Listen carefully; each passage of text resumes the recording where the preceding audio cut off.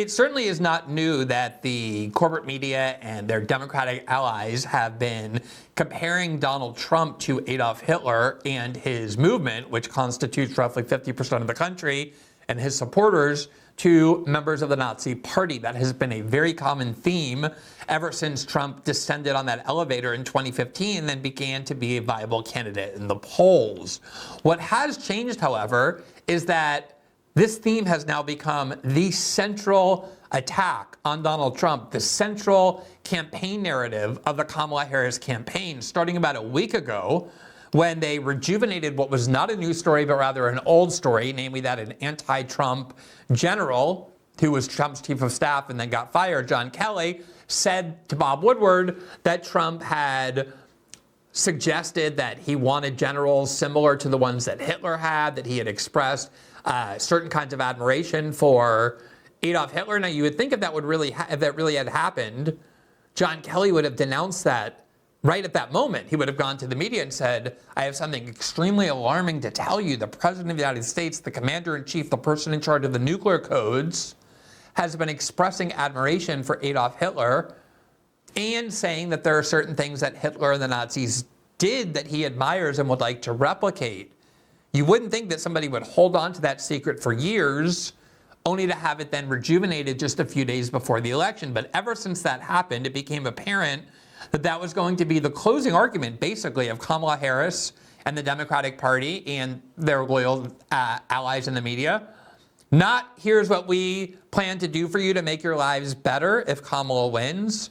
Not, here are the policies of Donald Trump that he instituted during his first term that we oppose and think were detrimental to your lives. They're looking at the polling data that shows Americans overwhelmingly believe that America is on the wrong track, that they were doing better under the Trump presidency. There's obviously a lot of panic within the Democratic Party and the Kamala Harris campaign that thought they were going to ride to a fairly easy victory over Donald Trump this year. They still very well may win. The polls are close, but certainly there's a lot of panic within the Democratic Party, and as a result, they have clearly decided to make front and center this narrative that Donald Trump is essentially the new Adolf Hitler, that he's planning to build camps and send dissidents and critics in the media to those camps.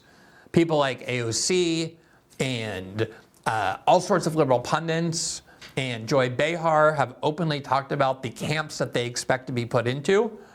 And in advance of this rally that Donald Trump was planning to have at Madison Square Garden, they were talking as if Madison Square Garden was some sort of abandoned, useless, closed for decades forum that had only last been used in the late 1930s for Nazi sympathizers in the United States to come and hold a anti-Semitic rally that in part was designed to protest the American entrance into World War II, instead of an extremely common venue that people in New York go to all the time, that all sorts of presidential candidates have used regularly over many decades in order to hold rallies there. The minute Trump announced that he was having a rally there, they immediately began equating it with the neo-Nazi rally in the late 1930s in the United States at Madison Square Garden. And then once the rally took place, before it was even over, the media essentially started accusing Trump of having held a neo-Nazi rally. Some of the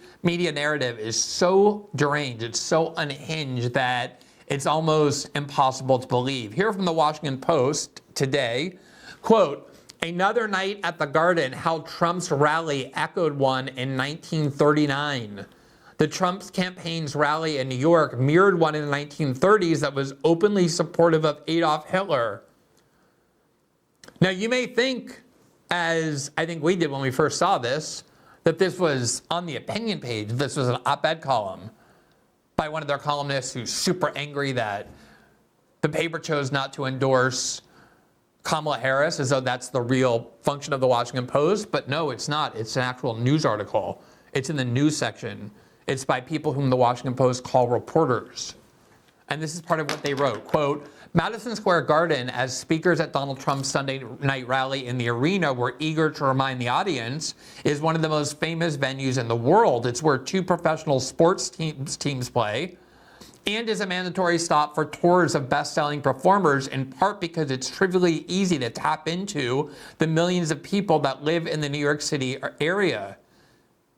They're saying it's trivially easy to fill up Madison Square Garden.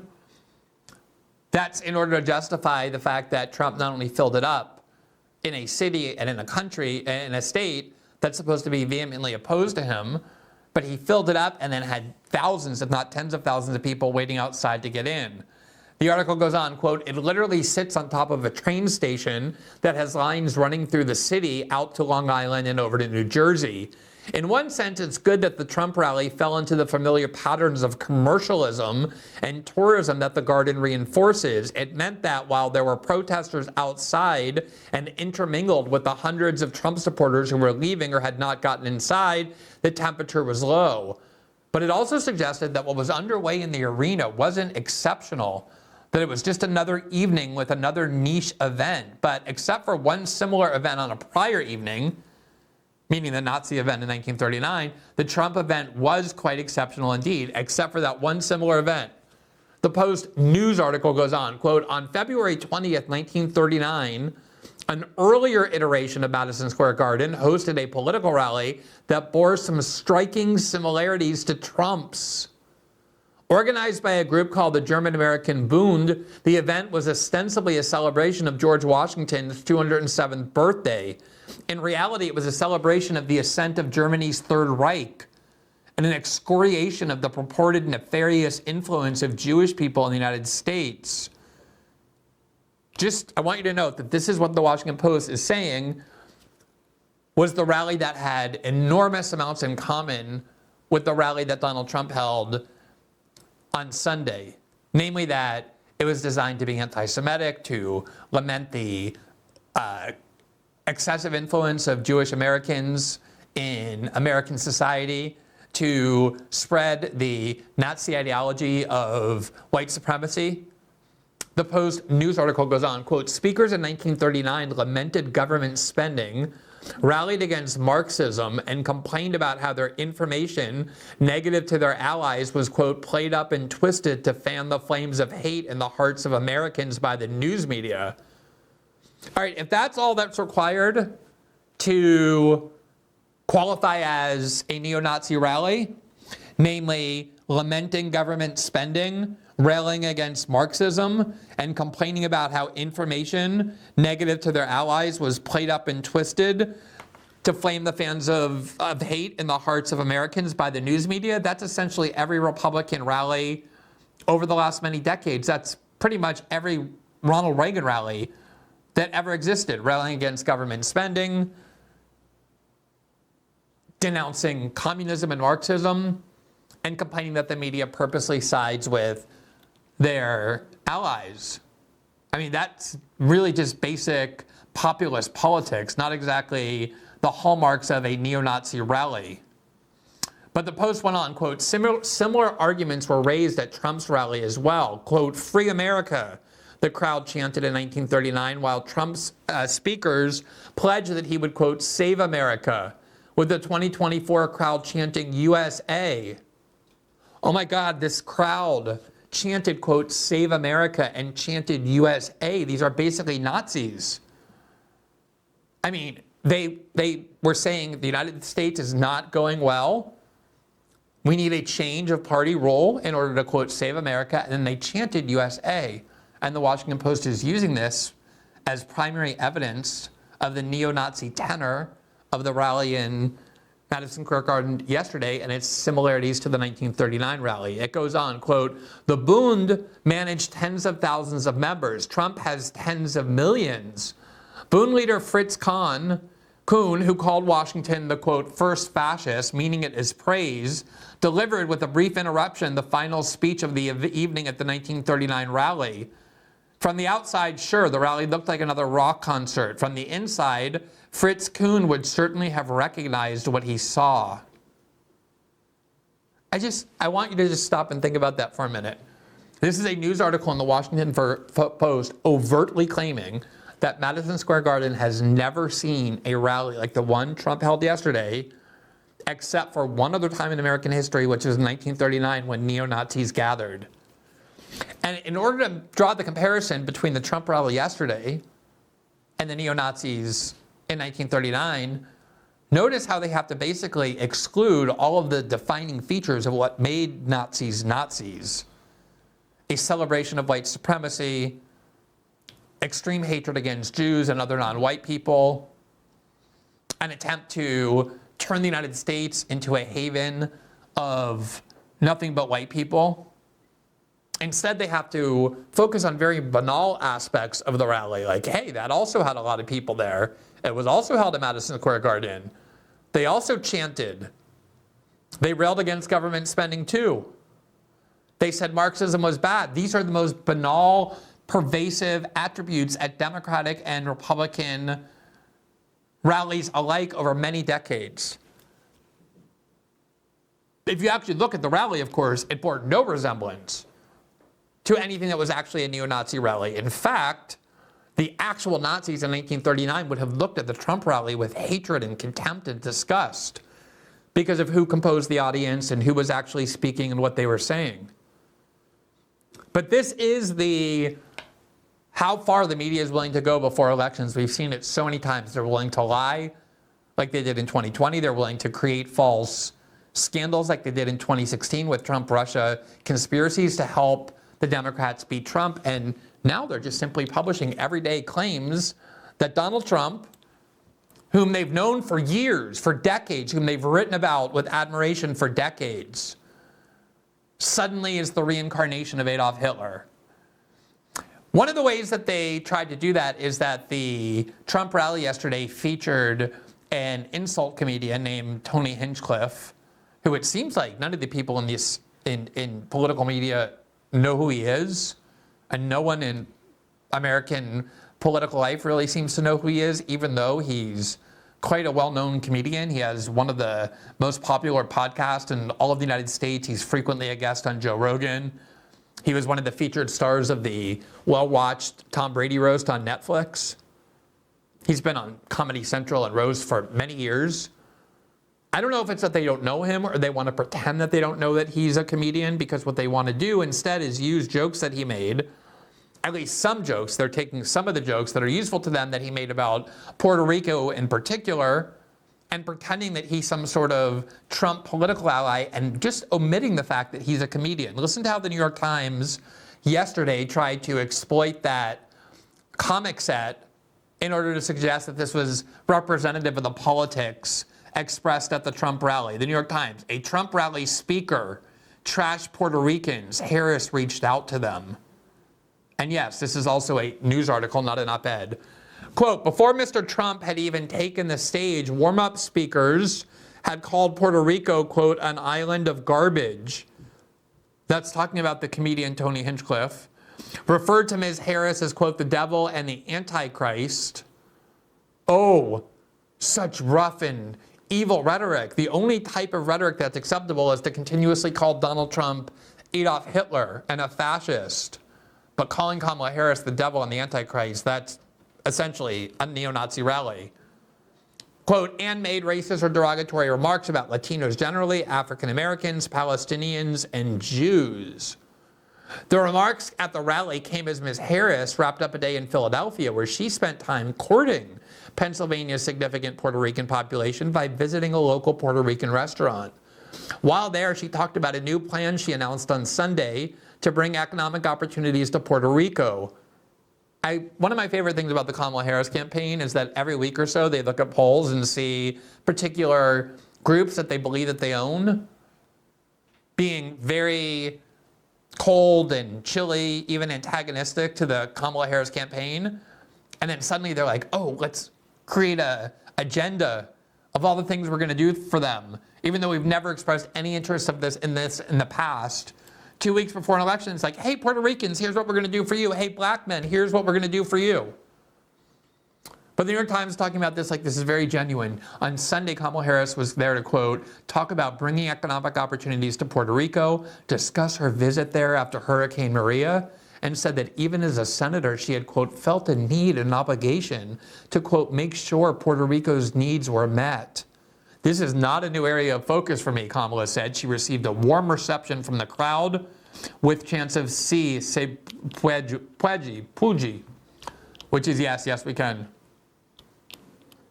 Puede, I'm always turning it into Portuguese, which is yes, we can in Spanish.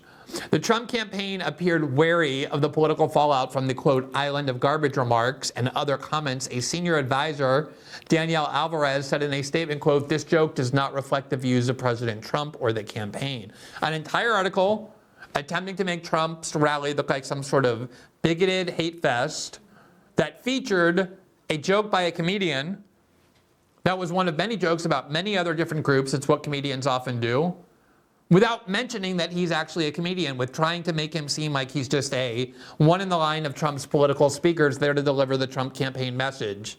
The Atlantic, of course, today did the same thing. The title was, "This is Trump's message." At his Madison Square Garden rally, Trump's argument was hate and fear. Quote, "We might as well start with the lowlight of last night's Trump campaign rally at Madison Square Garden. That would be Tony Hinchcliffe, a podcaster who's part of Joe Rogan's circle and who was the evening's first speaker." Again, what Tony Hinchcliffe is a comedian. He has a comedy podcast. He goes around doing stand-up comedy routines all over the country. He's been on Comedy Central for many years. That's all he is a comedian. He was there as a comedian. Now, you can question the judgment of having somebody like that at such a prominent political rally, but he was a comedian. He is a comedian, and yet they'll use every adjective to describe who he is to identify him for the readership who obviously doesn't know, except comedian, because they want to make it seem as though this was the designed message of the Trump rally, that Puerto Ricans are filthy, that Puerto Rico is garbage. And here's how they quote him, quote, "These Latinos, they love making babies too. Just know that. They do. There's no pulling out. They don't do that. They come inside," he joked, "just like they did to our country." A minute later, quote, "I don't know if you guys know this, but there's literally a floating island of garbage in the middle of the ocean right now. Yeah, I think it's called Puerto Rico."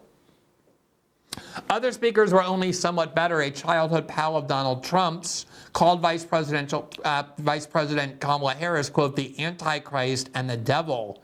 The radio host Sid Rosenberg, who's clearly a Jew, one of the many who spoke at this neo-Nazi rally, called her husband, Doug Emhoff, quote, "a crappy Jew."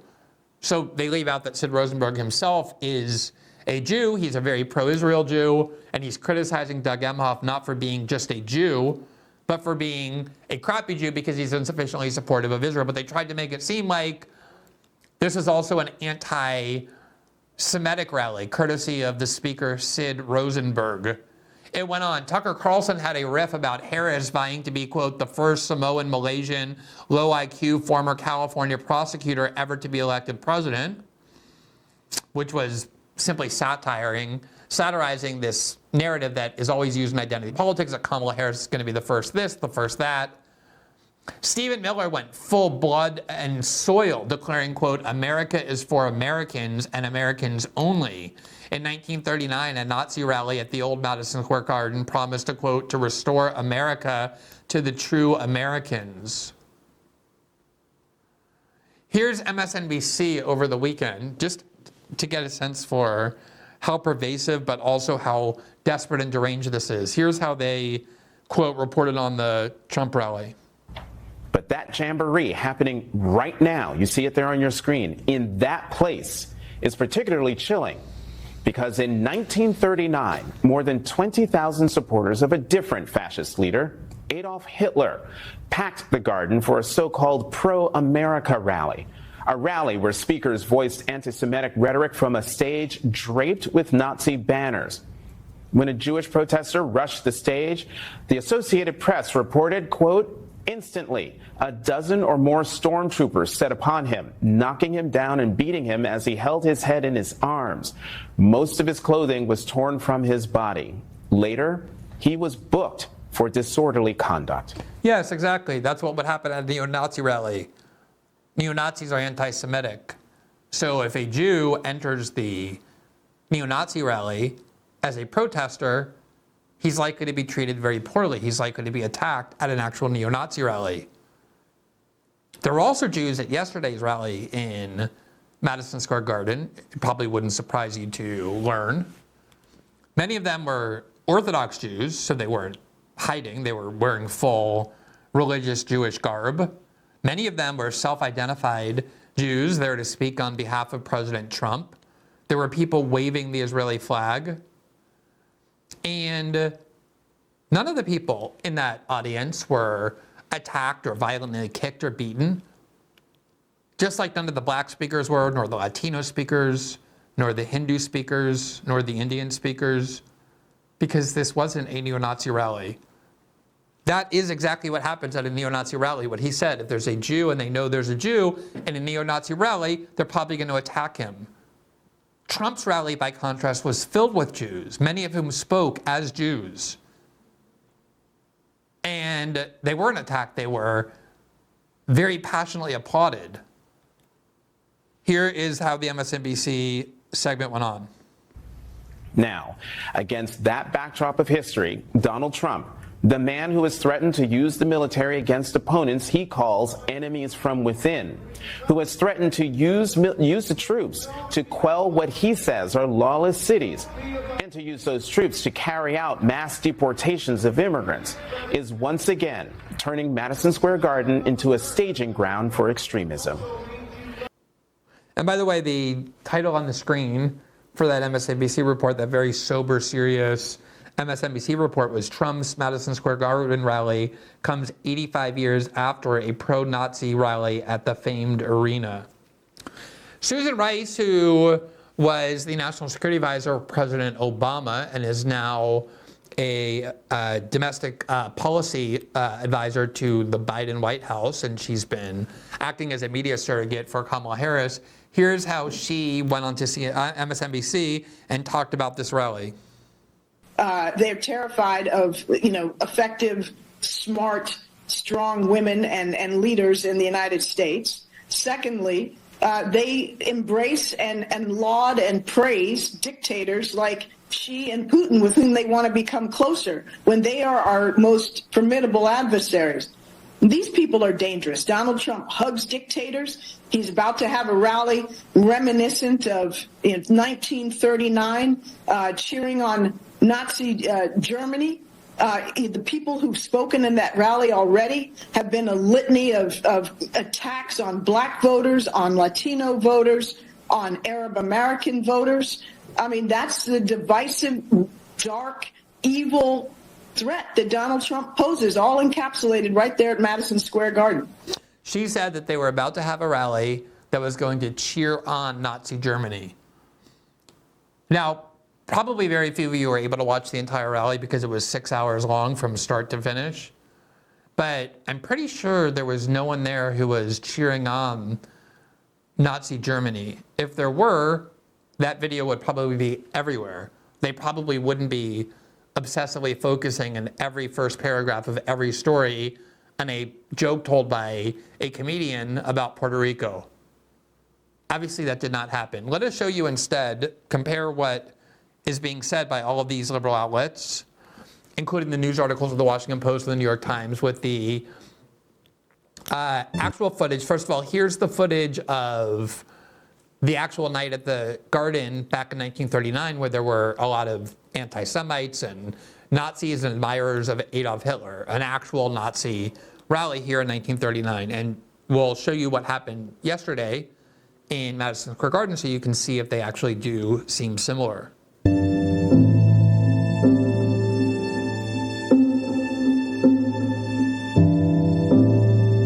You see a lot of people giving the Heil Hitler sign.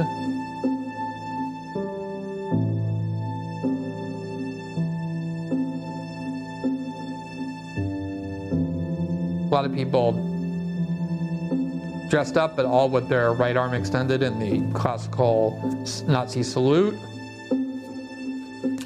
Looks like everybody there is white. Seeing a lot of footage that I haven't seen a single non-white person there, which is what you would expect. There's a huge picture of George Washington, about whom the event was, and there you see a Nazi admirer carrying a swastika. So an all-white audience, overtly celebrating Adolf Hitler and Nazism, giving the Nazi salute with Nazi swastikas. That's essentially what happened at that rally that they're saying was very, very similar, in fact, identical to practically the Madison Square Garden rally yesterday. Now, right before the rally even happened, as soon as it was announced, the very fact that Trump was going to Madison Square Garden was depicted as some sort of bizarre aberration, unprecedented in American history.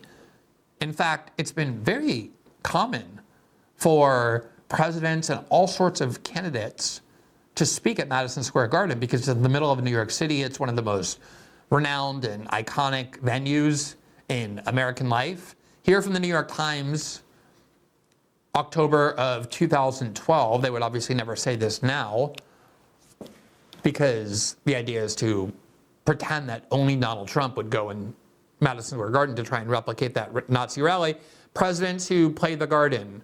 There you see Franklin Delano Roosevelt in 1940. There he is at the Madison Square Garden. Here is a JFK rally at Madison Square Garden. Here is LBJ in 1964 speaking at Madison Square Garden. Here is Jimmy Carter, the famous neo-Nazi Jimmy Carter, speaking at the Madison Square Garden rally. Here is Bill Clinton with Al Gore.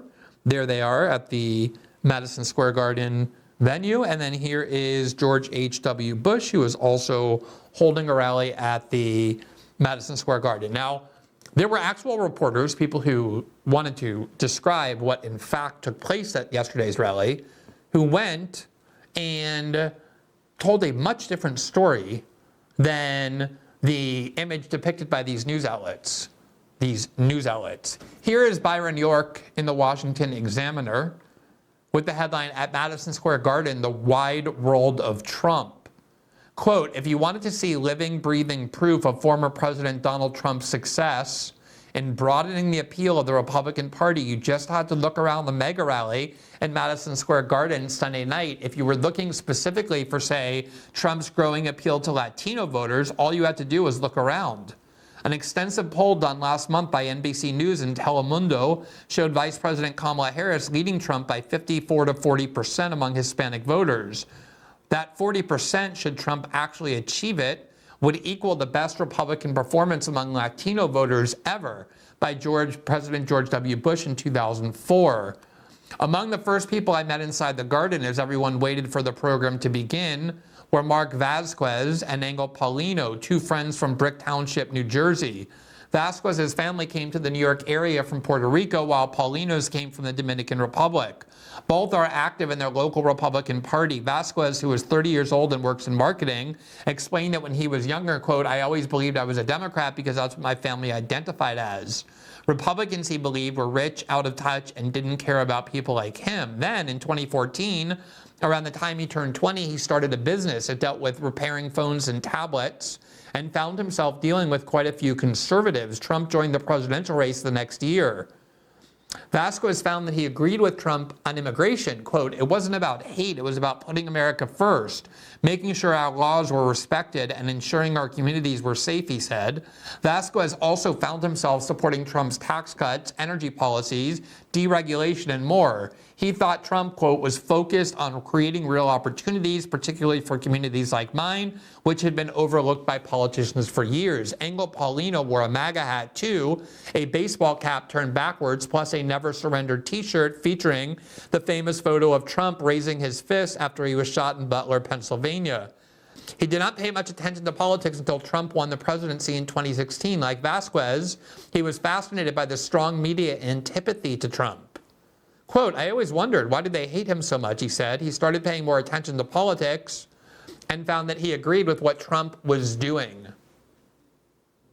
Now, in contrast to that actual Nazi rally we showed you from Madison Square Garden, that virtually every media outlet is saying was the inspiration for or was identical to the one held yesterday at Madison Square Garden by Trump, there was not an all-white audience at this Nazi rally led by Trump. Quite the contrary. It was extremely multiracial, just like the Trump coalition has become, and not just among the people in the crowd, but among many of the people who spoke One of them was Congressman Byron Donalds, a black congressman, Republican congressman from Florida, who was widely reported to be on Trump's short list for vice president, an odd thing for a neo-Nazi leader like Trump to have considered. And when he was announced to speak, Byron Donalds, this is how the Nazi crowd treated this black congressman. Ladies and gentlemen, please welcome to the stage Congressman Byron Donalds.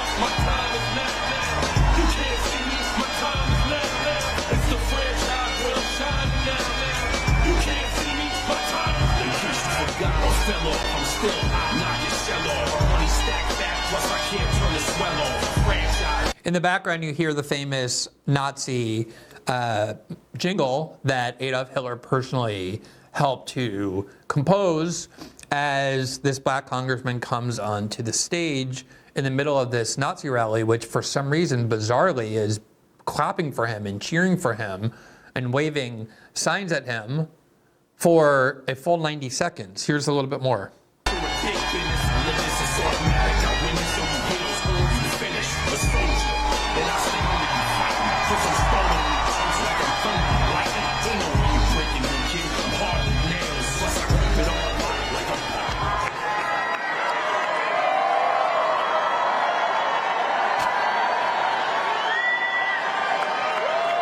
Man, is it good to be home in New York City.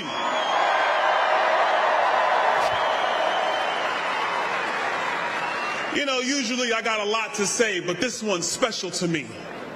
I was born in Brooklyn, New York.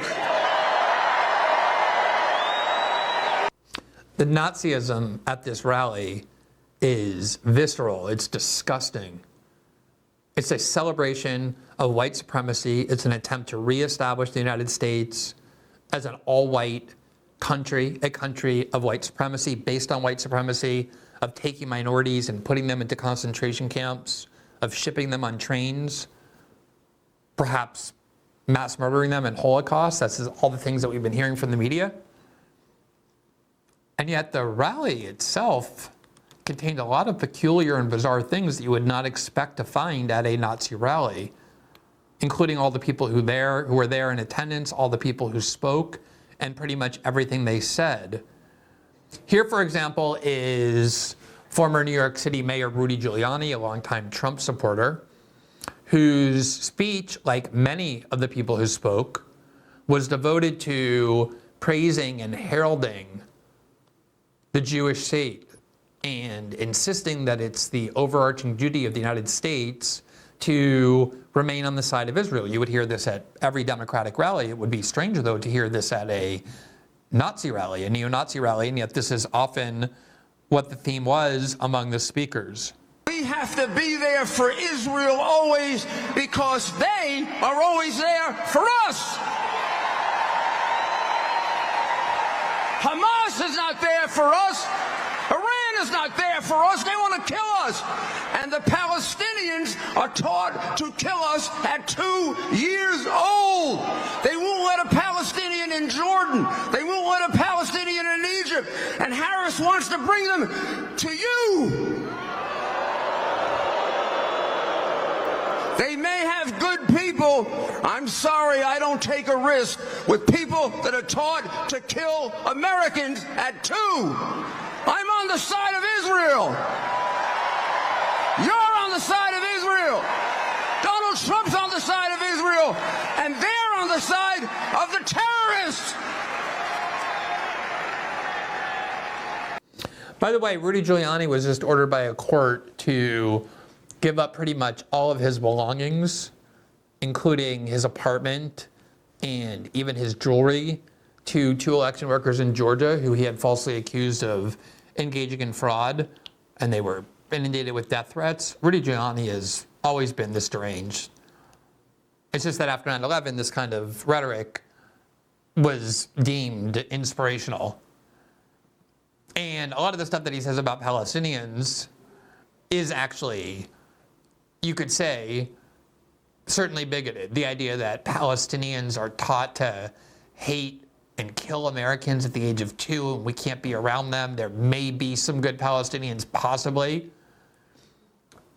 But the whole point was that we are on the side of Jews. We are on the side of the Jewish state, on Israel, while the entire crowd cheered. Also a very odd thing to happen for a neo-Nazi rally. Now here is in the Israeli National News, the article by Urich Sheva, which is entitled, quote, "Harris is bad for the Jews. Sadamar Hasidim to support Trump's candidacy." And it's about this Orthodox Jewish sect that is very pro-Trump and appeared there. Leaders of this Hasidic sect announced decision to vote for Donald Trump due to concerns Kamala Harris poses a risk to Jews. Now, you would think if this were a new Hitler figure, Jews would probably be a little bit reluctant to lend their support to him, and yet polls show that at least 35% of Jews, maybe more American Jews than in a long time, intend to cast their vote for Donald Trump. One of the also bizarre and peculiar speakers to have appeared and to have been cheered is Vivek Ramaswamy. You would not expect to see him and his Indian descent and his Hindu religion at a neo-Nazi rally in the middle of New York City, and yet he was treated just the same as Byron Donalds. Here is Vivek Ramaswamy being cheered by the neo-Nazi crowd as he urges a vote for Adolf Hitler. If you want to seal the border, vote Trump. If you want to restore law and order in this country, vote Trump. If you want to grow the economy in this country, vote Trump. If you want to revive national pride in this country, vote Trump. If you want to stay out of World War III in this country, vote Trump. If you want to make America great again, vote Trump. I'm going to give you one more reason to vote Trump, and it's this. It's the one the media in the back, they won't talk about this. But they know it to be true. Donald Trump is actually the president who will unite this country, actually. And we don't talk about that enough. America First includes all Americans, regardless of their race, their gender, or their sexual orientation. Very strange Nazi messaging. By the way, Donald Trump himself was speaking earlier this week about his Jewish grandchildren as a result of his daughter, widely reputed to be his favorite child, Ivanka, having converted to Judaism in order to marry Jared Kushner. And he was speaking with love and affection about his Jewish grandchildren. He was also speaking about the imminent grandchild he's going to have who will be half Arab as a result of his daughter's Tiffany's marriage to a man of Arab descent, meaning that his grandchild will be half Arab as well. And he was speaking about the pride he has knowing that there will be a half Arab grandchild in his family. Now, obviously, you can look at Donald Trump's policies. You can claim they are whatever you want them to be. You can call them extreme. You can call them dangerous. You can call them fascist, even if you want. But the inarguable fact of the matter, and this has been true for quite a long time, is that Donald Trump's movement is a very multiracial movement, both in its leadership and in its followers. And polls suggest that it's becoming more multiracial, more working class and more multiracial by the minute. And so whatever you want to say about that rally yesterday, the one thing I think it's preposterous to say is exactly what the media is saying, because it is Kamala Harris's closing theme as we head into the election. Not what she will do for people with her policies, not what she will do to improve their material life, not what Donald Trump's policies will do that will be detrimental to people's lives, but instead that Donald Trump is Adolf Hitler and that his movement is a neo-Nazi one. And if you look at this rally, the actual rally, not the one depicted in the American media, but the actual rally itself, one of the things it was, both in terms of The audience, in terms of the speakers, but especially in terms of the content, was extremely multiracial. And that seems unlike the Nazism that we all learned about in school and the Nazism that actually expressed itself in the late 1930s and 40s, not just in Germany, but in Italy and in sectors in the United States. Thanks for watching this clip from System Update, our live show that airs every Monday through Friday at 7 p.m. Eastern, exclusively on Rumble. You can catch the full nightly shows live or view the backlog of episodes for free on our Rumble page. You can also find full episodes the morning after they air across all major podcasting platforms, including Spotify and Apple. All the information you need is linked below. We hope to see you there.